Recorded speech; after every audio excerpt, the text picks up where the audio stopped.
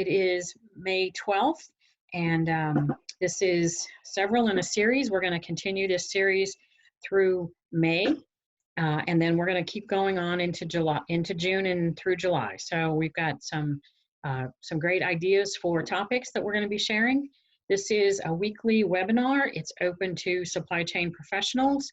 We're talking about things pre-COVID, during, now, while we're all dealing with the pandemic, and we're going to talk about how we recover and move past that. These have been extended weekly through the end of May for free. In June, we start a subscription series, so please go see the website on that if you need more information. You can contact me at info@purplelink. This is a forum for sharing thoughts, ideas, challenges. It's a place to ask questions. It's a place to share resources. It's a place to talk about lessons learned. It's hopefully some open dialogue along the way. We do a little short presentation, and then we have an open forum. Keep it to an hour, so you can have lunch with us for the next few weeks if you'd like. This Zoom link is good through all of May. So we'll have 2 more sessions on this, and then we'll start the June subscription series, and so I hope to see you all there. We're going to talk about recovery today. So we are seeing restrictions start to lift all over the country, all over the globe, actually. There's a lot of things. China was the first to get the virus, and so they are the first to kind of go through this and open back up. Now we're seeing elements of Europe, which kind of was in the second wave after Asia, China and Asia. And they're starting to open up, and then in the United States, we're still kind of trying to figure out how much we want to open up. So I'm a big fan of dictionaries, and I always go back to good old Merriam-Webster. So I looked up the word recover to see what the definition is, because recovery is the process to recover. So the definition in recover is, 1, to bring back to normal condition. So I find that interesting and ironic because I don't know what normal means anymore. Another definition is to make up for. So to recover can be to make up for what you've lost, what's changed, or whatever. And it can be to find or identify again. So I kind of want to throw that out and say, which one of these resonates with you, or maybe all of them do. For myself, all of these resonate with me. Again, bring back to normal. I've said from the beginning, we are not going backwards, we're going forwards. So I don't know what this new normal is going to be, but I know it's not a return to whatever that state was. However, we'd like to get into some kind of area where we feel like things are normal, where we don't feel so on edge and so unsure about so many things. To make up for, I myself, I don't know that I feel like I have anything to make up for. I've been busy the whole time, but there are a lot of opportunities lost, and so looking for new opportunities and to try to make up for any lost time for those of us who feel like we've lost something or feel like that we've been in limbo for a bit maybe. And then to identify or find again. So I think that's a very interesting take on that word, because I really think that's what we're going to do as a country, as a society, as a human race, is to try to find and identify again what becomes this new normal. So we're on that road. We're looking at what's not there yet, but we're moving forward. So I thought I'd share some observations and some quotes and a few facts about a few companies that should be familiar to most of you. Coca Cola, we all have Coca Cola. I myself am a big fan of Coca Cola products. Not that I'm necessarily proud of that, but I like my Diet Coke. James Quincy's the CEO. He said back in March, the supply chain is creaking around the world. I thought that was an interesting comment, and that was late March. Now it's almost mid-May. We're getting to mid-May at the end of this week, and it's still, those supply chains are still creaking all around the world. Alan Jope from Unilever said he sees absolutely heroic work by people on the front lines, adjusting to new patterns of demand, securing new supply routes for ingredients, doing what they need to do to keep business moving. So that was April 27th, which seems like a very long time ago. It was actually only 2 weeks ago. And then and not even 2 weeks ago because it was in that week. And then David Farr from Emerson Electric says he's seeing not just 1 or 2 countries closing down, but there's 3. So his question is, do we have to have 4 countries as a supply base in order to do what we're needing to do? A couple interesting things about these companies. Coca Cola relies on local supply chains.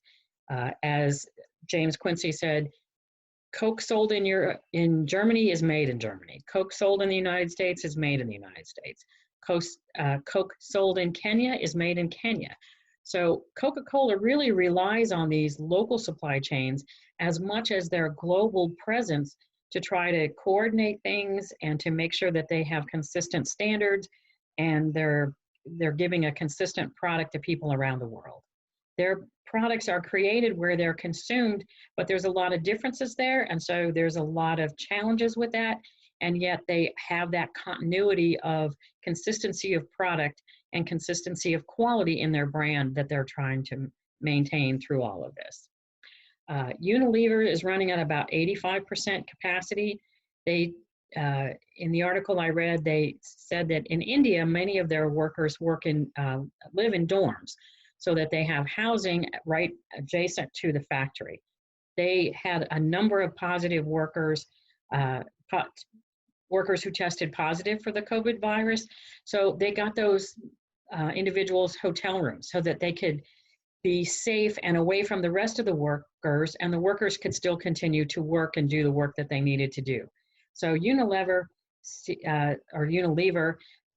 sells a lot of products that have consumer goods, but they also have medical products and things like that that they want to keep going for people who wherever they are. They also have a lot of production local to where their sales are. So they want to keep that up and running and support those communities. Emerson Electric says they're reviewing their supply chain structure kind of from top to bottom. They're evaluating from both an economic standpoint and from an enterprise risk standpoint. So we see these companies who are still continuing to work and do the things that they need to do, but it's a very different kind of environment. More than 80% of producers are experiencing supply problems of some way, shape, form, type. 38% increase in production delays has been reported by companies all over the United States. So a 38% increase. We're seeing demand patterns change in a lot of ways. Obviously, paper products, toilet paper, paper towels, all that kind of thing, Clorox wipes, but food demand patterns are changing as well. More people are eating in because they've been on lockdown, they're in self-isolation, they're in self-quarantine, all of these terms now that we use glibly that we didn't use 2 months ago, but this is changing the pattern for food acquisition. So grocery stores are running out of things that they didn't run out of before because more and more people are eating at home. And if they're still doing a lot of takeout, they still have maybe children at home, or they have family members increased inside their home, or they're self-quarantining together. We see that all over the news as well. And in many families, people have brought in-laws in, cousins, grandparents, this and that and the other. So people are huddling together in this time. So that's changing our demand patterns for food greatly. We're seeing a lot of competition for the resources that are available and the products that are available. And we're seeing companies look for financial stability amidst all of this when they don't really know what's happening and what's changing next. There's a lot of predicting of where the COVID is going to impact supply chains. So those companies that relied heavily on production from China, they felt it very early. They may be getting supplies back, or their suppliers may be up and running, but those products may not be reaching the companies here because of things like the ports being shut down, or the airlines are restricted, or many other reasons for that. So depending on where the COVID affects your supply chain at what point and how much and what timing that was, you're going to see a lot of different scenarios. Companies are sometimes prioritizing cash flow over profits. So traditionally, companies look at profit, profit, profit. But right now, companies are trying to maximize the cash flow, make sure they've got enough cash coming in to handle the outgo that they have planned, to retain their workers, furlough the workers, or do whatever they need to do, keep their workers working, plus make their workers safe. So many, many organizations are seeing a restructure of how they do work.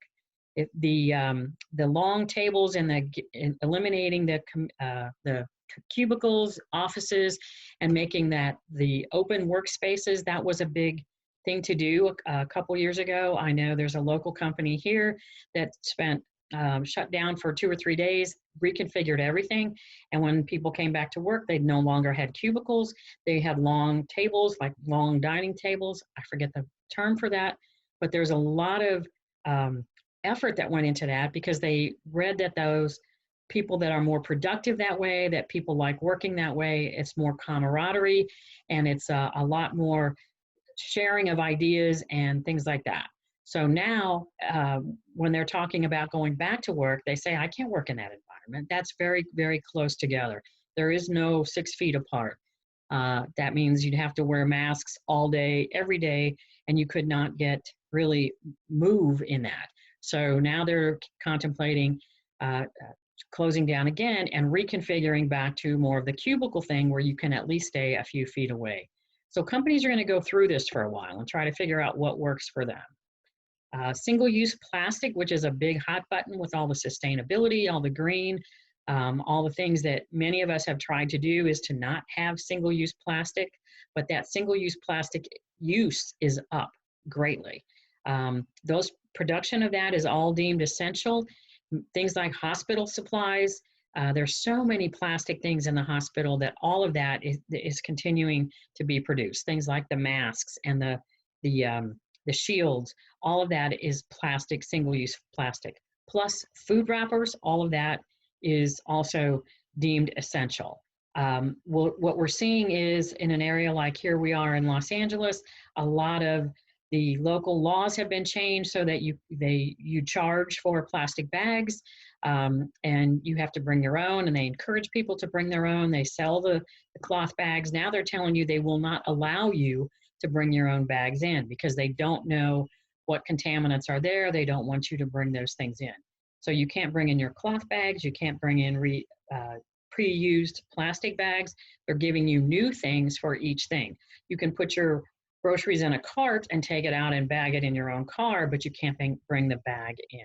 So things that had progressed in one way now are being just reversed, slammed into reverse. Carbon dioxide emissions are falling. This is an area, again, I'm in Los Angeles. We have a lot of pollution reports and everyone's aware of that. So people aren't driving like they used to. So the carbon dioxide emissions are way down. That's a good thing, but we have to wonder, how is that going to be sustained? And is that going to be sustained? And what is that going to look like if people start returning to work in great numbers? So we don't know. There's just a lot of unknown. Retail stores have been closed.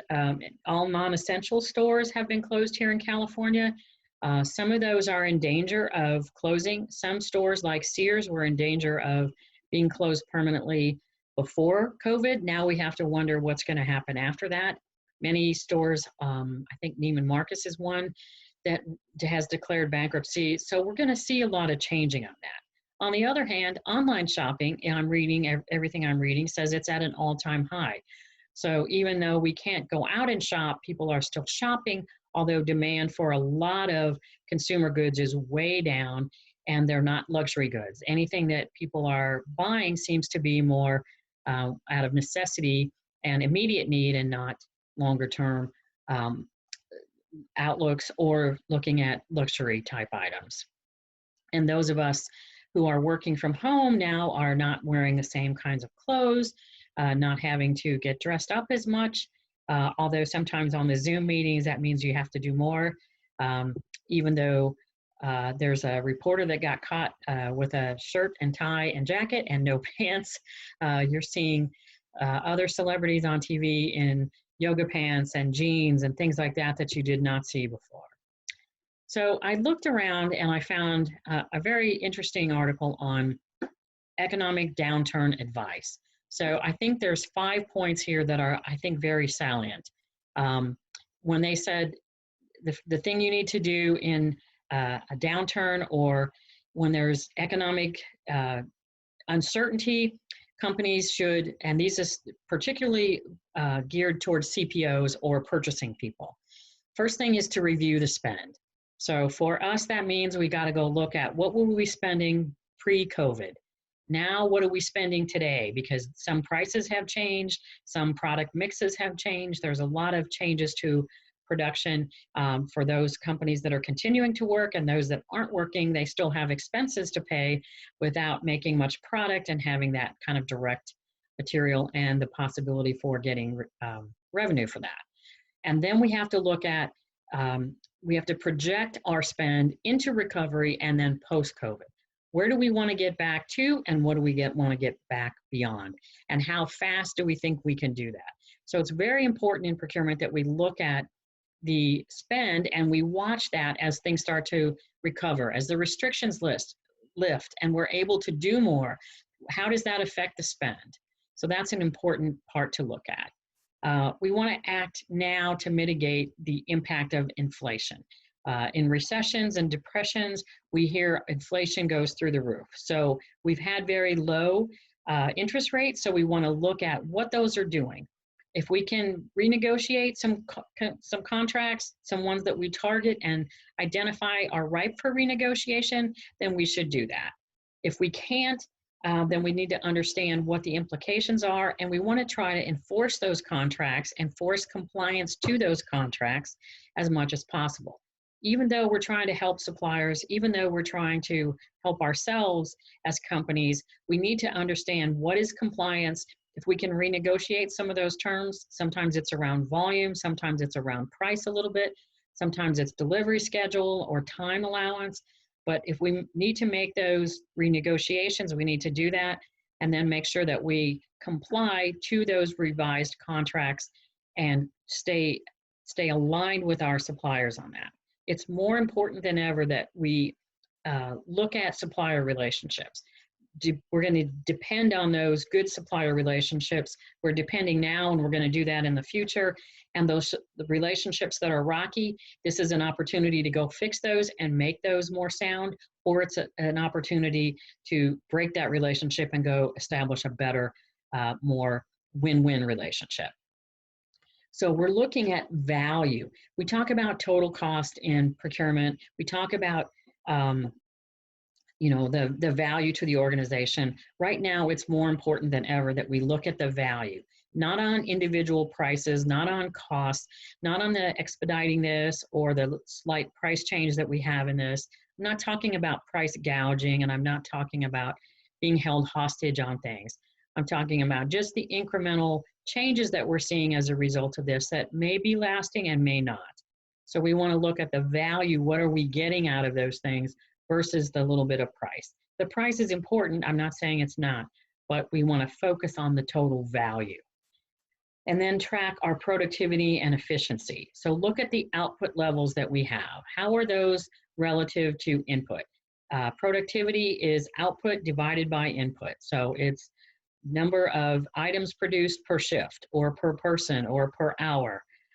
Efficiency is being able to produce that amount with fewer resources. Resources are people, their time, their materials, their scrap, their labor hours, cycle time, all kinds of different things to do things more efficiently. So how can we do that? Looking at the resources we need to actually execute these plans that we're putting together, that's very important. So I read this article and I thought, oh, this is pretty interesting, pretty relevant. Then I looked a little closer. This article was from June 13th of 2008. And 2008 in June was even before a lot of the mess of 2008 and 2009 hit. So this is from Global Logistics and Supply Chain Strategies way back then. So I included this because I thought this information is still relative, and I also think that it's interesting to see that some of the advice is still the same. These things that we talked about 12 years ago are still relevant to us in supply chain. So we need to embrace these things, go back to what we knew before. So some of this is not reinventing, it's just going back to what you learned, going back to the lessons learned, what still applies, how does this work, and what does this mean? So when this was written, we didn't have COVID. We didn't have those times, but we did have the crash, if you will, of 2008 to look at. And again, this was written before that. So at the end of the day, moving forward to as restrictions lift and doing things, we have to manage all of those risks. There were risks before, there are risks now, there's going to be risks continuing in our businesses, in the things that we do. So there's a few questions that you can ask. There's a lot of questions you can ask, but here are some of the relevant questions. What are the bottlenecks, shortages, delays, and disruptions that you are experiencing now?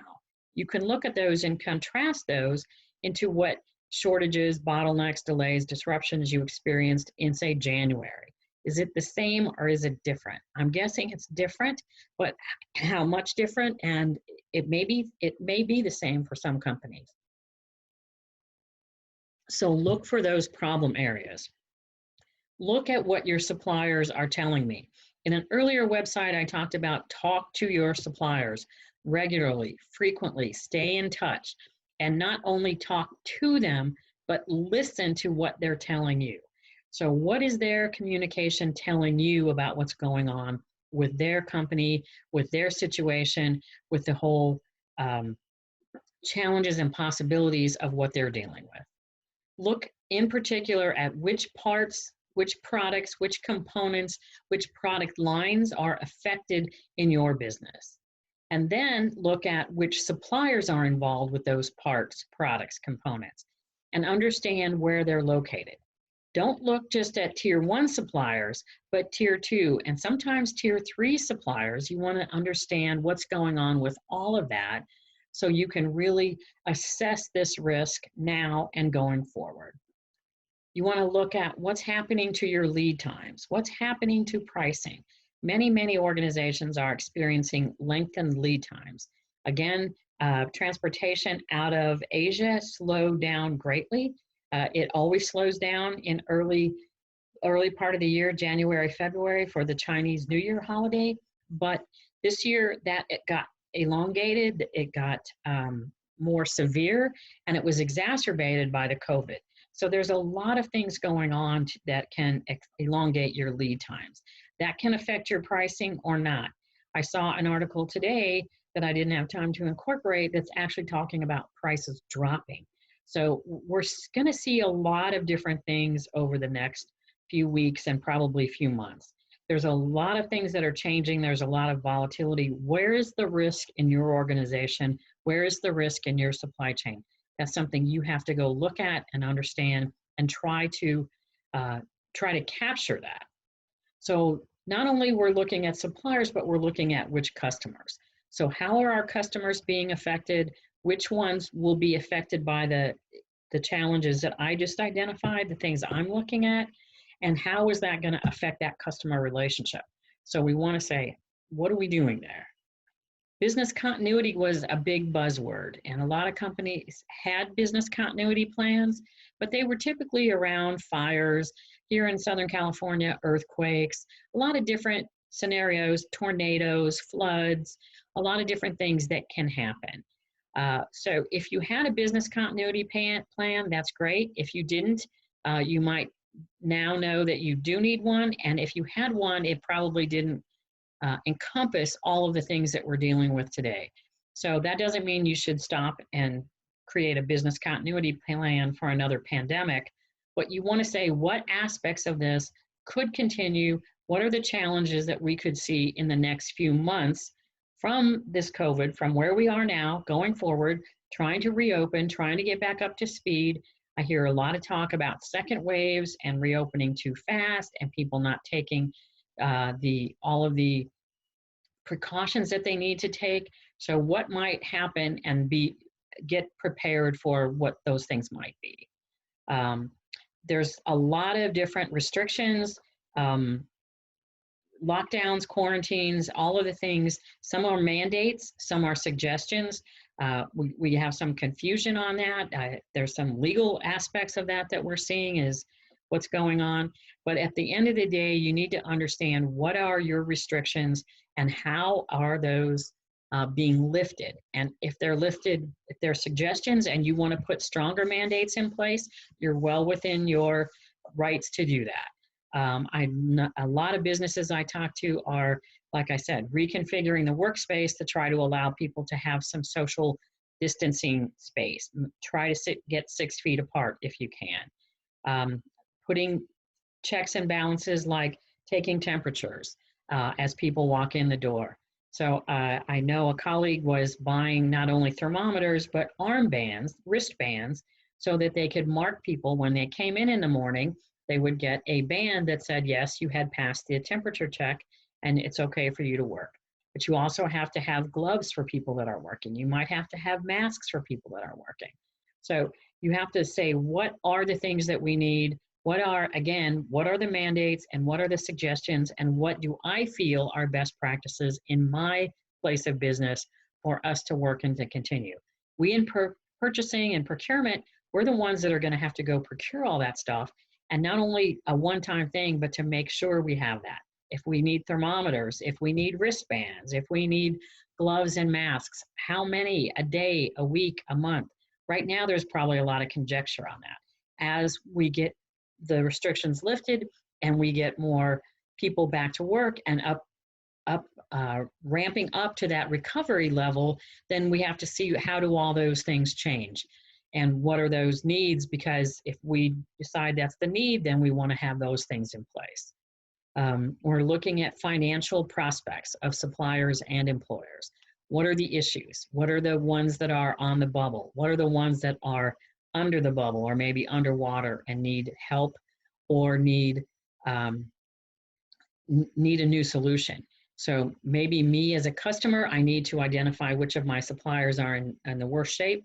It's not necessarily on the customer's responsibility to go fix all of that, but it may be that you need to do some assisting, some helping, some brokering some deals with some other suppliers, helping suppliers work together to be able to support you in the long run. Crisis management. So risk management, the first step is to detect the risks. The second one is to manage through the crisis. That's where we're in the thick of this right now.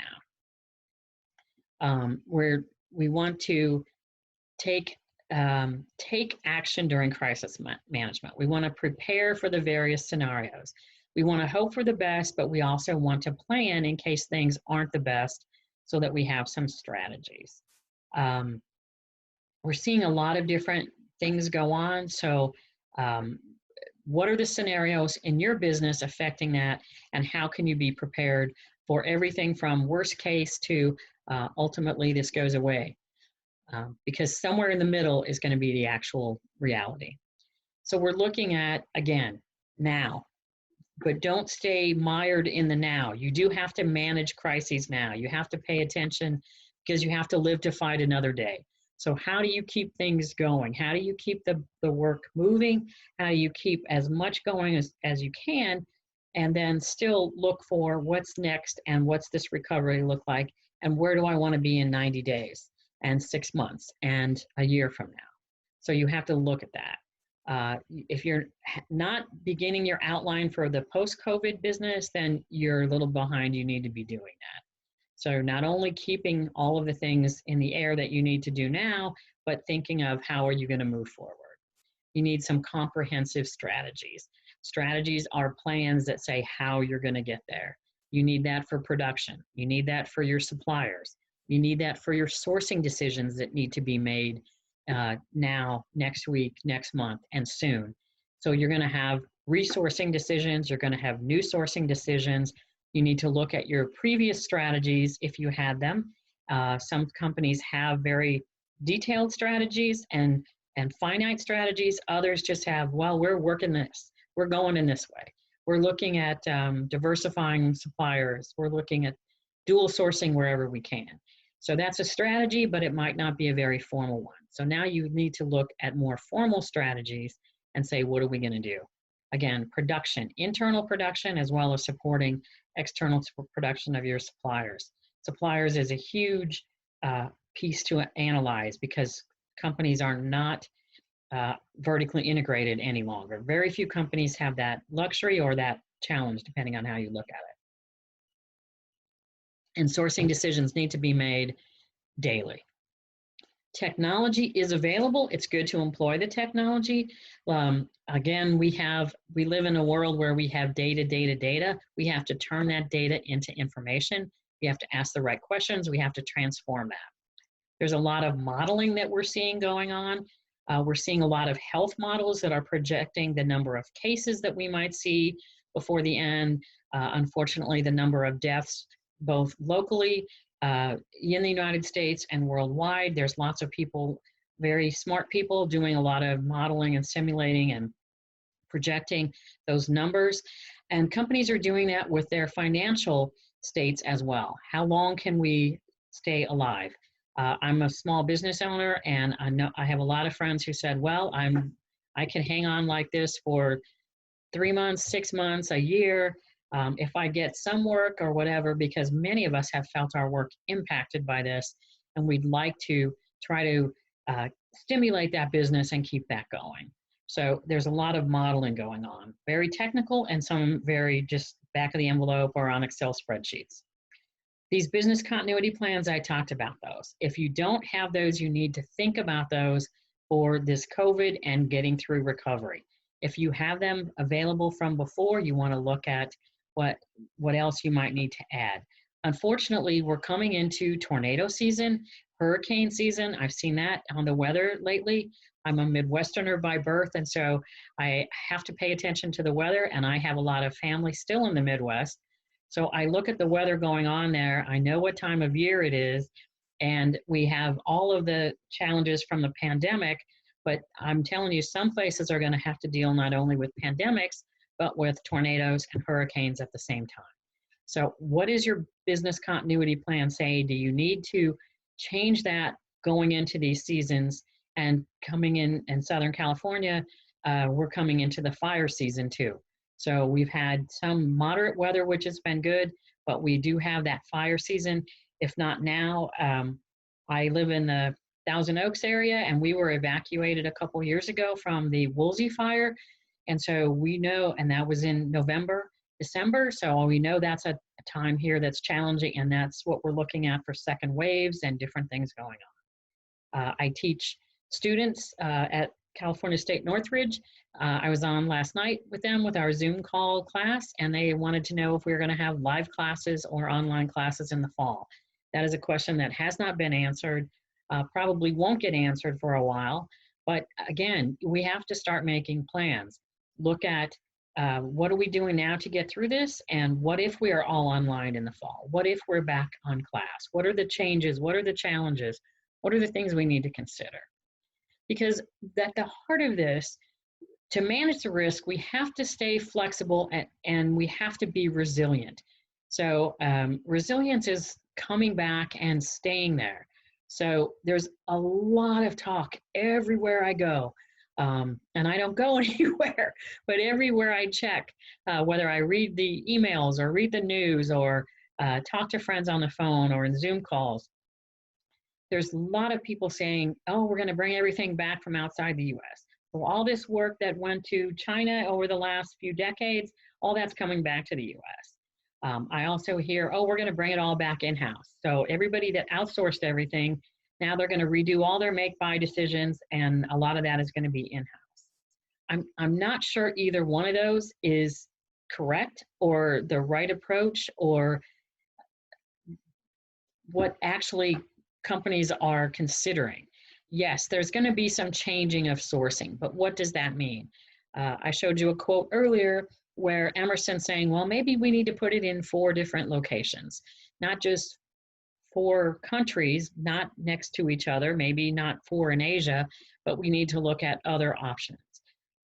We've looked at the healthcare challenges that we've had in the country and the masks, and we found out that most of the masks aren't made here. So haven't been made here. So can they be made here? And what does that do to the whole marketplace? What does that do to the pricing? What does that do to the challenges? Hospitals use tons and tons of gloves and gowns and masks, and not the expensive N95 ones, and some of those every day. Do we what does it do to the healthcare costs if they have to increase the prices on that? There's a lot of, oh, bringing things back won't cost anymore. Oh, it will cost too much. You know, I don't know the answers to these. There's a lot of questions here. People are talking about eliminating Chinese suppliers. Well, we shouldn't have gone to China in the first place, and we need to get out of there. Okay, but you don't move these things quickly. We in supply chain know that these decisions get made and the supply chain gets set up, but it's not an easy thing to change. It's not something that you can just start and stop somewhere else. There's lots of costs involved. There's lots of time. There's requalification of parts. There's tooling. There's so many different aspects to this that it needs to be really looked at. But diversifying the supply base is probably a good thing to do. So understand where your pain points are coming from and what you can do to diversify that supply base. That may mean just shifting work around between suppliers or amongst suppliers. It may be adding some suppliers. It may be reducing some suppliers. It may be augmenting different things. As we saw, you know, do we need triple or quadruple sources? I don't know. But if you have single sources, that's a place to look. If you have sole sources, that's an issue too. Single sources are because you have one supplier because you've chosen to give all your work to that one supplier.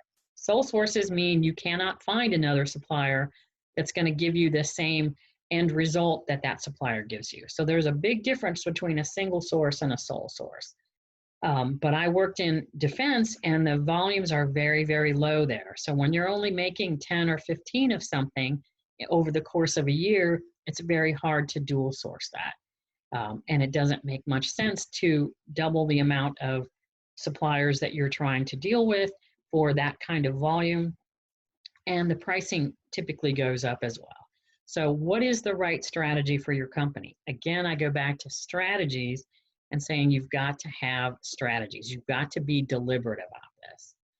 And I say complete the marathon. In this situation, we want to complete a marathon and not winning that marathon, but completing that, which is a big task. It's not winning the sprint. And again, it's just making sure you finish. If you've ever done a marathon, most of us have no dreams of winning anything like that. I myself did one a few years ago as part of a fundraiser. 26.2 miles is a long way. It took me a long time, and my goal was to finish. It wasn't any grandiose thing about finishing best or first or whatever. I was happy to finish. So there are some common mistakes that companies make during these crises and management of these crises. The first one is leadership requirements are different. The rule book that you had before is probably in the trash. You cannot get the level of control that you had before because there are too many moving pieces right now. So those leaders who like to control, they're freaking out because there is not much control on anything. We need to be creative. We need to be innovative. We need to look for new solutions collaboratively with our customers and with our suppliers. We need to be alert, flexible. We need to keep looking for the opportunities and not just looking at the problems and the challenges and feeling miserable for ourselves. The time frame estimation, this is actually a good thing. This is a temporary situation. It doesn't mean that it's going back to the way it was, but what we're doing now is dealing with the worst of this, hopefully. So it's not going to be just a couple weeks. I remember they said, oh, let's get things back by Easter. Well, Easter was a few weeks ago, and we're still kind of crawling back. There's not any easy thing for 2-3 weeks. 6-8 weeks, I don't know, but it's weeks. It's not lots of years, but it may be a year. It may be 18 months. And there could be a lot of things that happen, and there could be a lot of stages. How many months? None of us know. But it's not going to be for the next 100 years or the next 10 years of our lives. So if we manage this carefully and correctly, we can manage through it.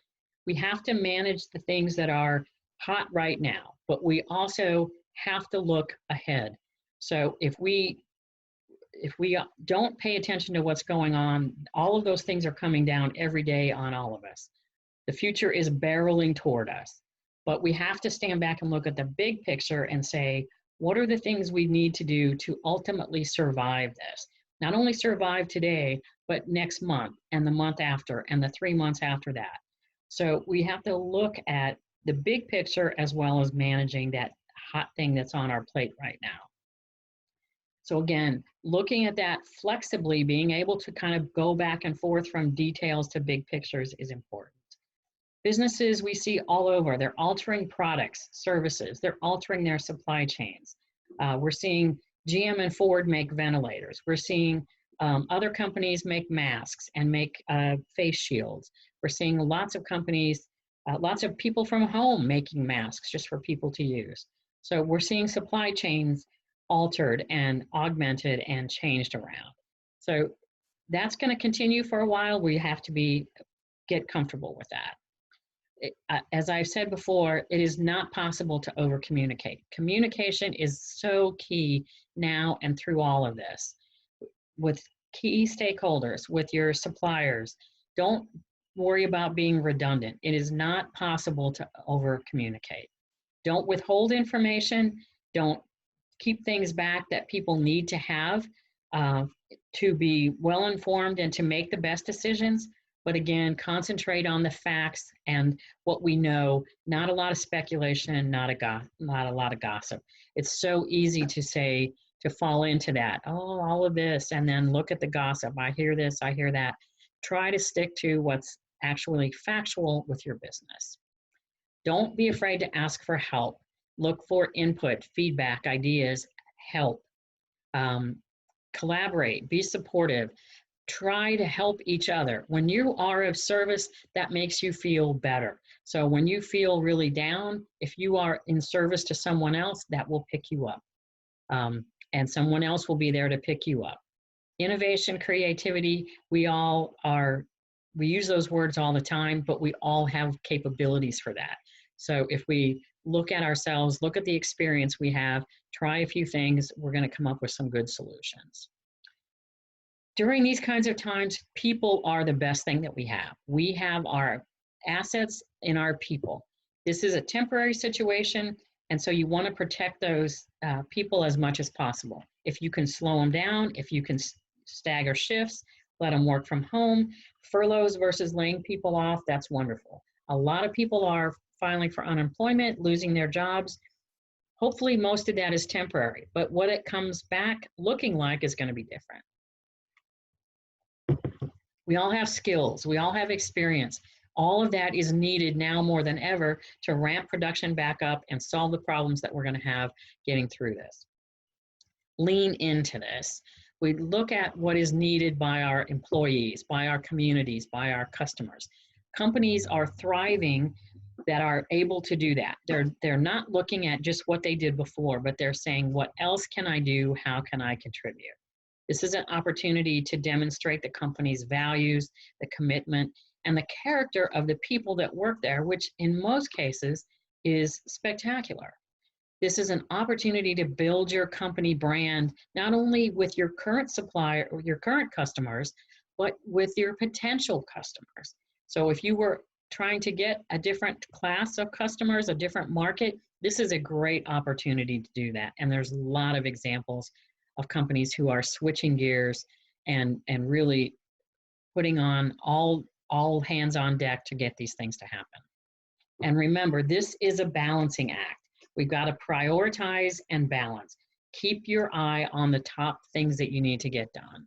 Look at your resources, look at your skills, prioritize where you need those the most and stay with those priorities.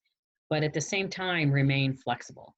Focus on what really matters now without losing sight of where you're trying to get to. So as restrictions lift, we've got to go into this looking at both personal and professional activities and outlooks. What does this mean to us personally? What does this mean to us professionally? And those of us in managerial positions have to look at that in terms of how do we manage our staff through this? We saw a very quick, intense onset of this COVID-19, but there's no silver bullets to get us out of that. I believe in miracles, but I don't think that absolutely we're going to wake up one day and this is all going to be gone. This is going to be a process to get us through there. Again, we need different kinds of leadership now and going forward. We need to communicate, communicate, communicate, and at the same time, validate, monitor, and track our results against the projections. We can't just sit back and wait for everything to happen and magically appear. We have to do this deliberately. Communicate and then put your plans together, validate, monitor, track your results. Managing the risk is completing this marathon. So we're looking at completion versus winning, the marathon versus the sprint, and that takes stamina, dedication, perseverance from all of us. And again, companies do business, but people conduct that business one-on-one. Just remember that decisions made today determine tomorrow's outcome. So here's my strive to thrive for the week. Today's decisions are tomorrow's realities. Life today is a collection of choices made yesterday and many yesterdays. So look at how those decisions are coming together. Look at where you want to go and how you think you can get there.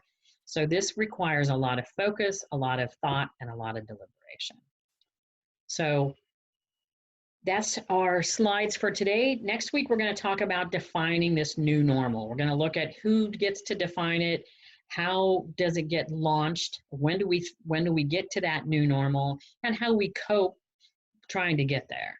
So if you have ideas for topics, submit them to me. If you're enjoying these dynamic dialogues, sign up for the June series now. There's an early bird code that you can use to get a 15% discount. There's a registration on this slide, you'll get that. And then you can go to the website purplelink.co and look under events, and there's a place to register for that. So I'm enjoying doing these. I'm getting great feedback from people. I want to keep doing them, but it's taking time and energy, and so I'm started a subscription that's going to go into effect in June. If you want to talk to Purple Link, you can set up a call with Jane. You can just go callwithjane.com and talk to me about how Purple Link can help your business in this recovery area through this pandemic and into recovery, because there's a better way to reduce cost and risk.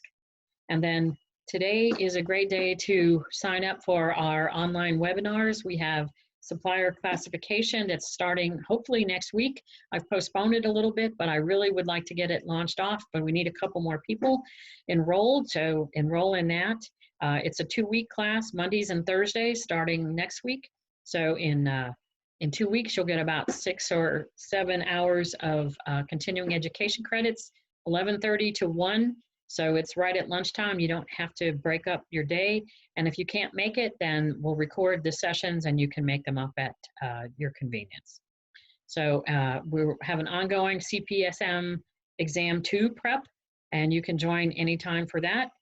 And then CPSD exam prep has just started, so there's still plenty of time to join up for that, and I think we'll go through May and June. So I see a couple of comments and questions I kind of missed during the presentation.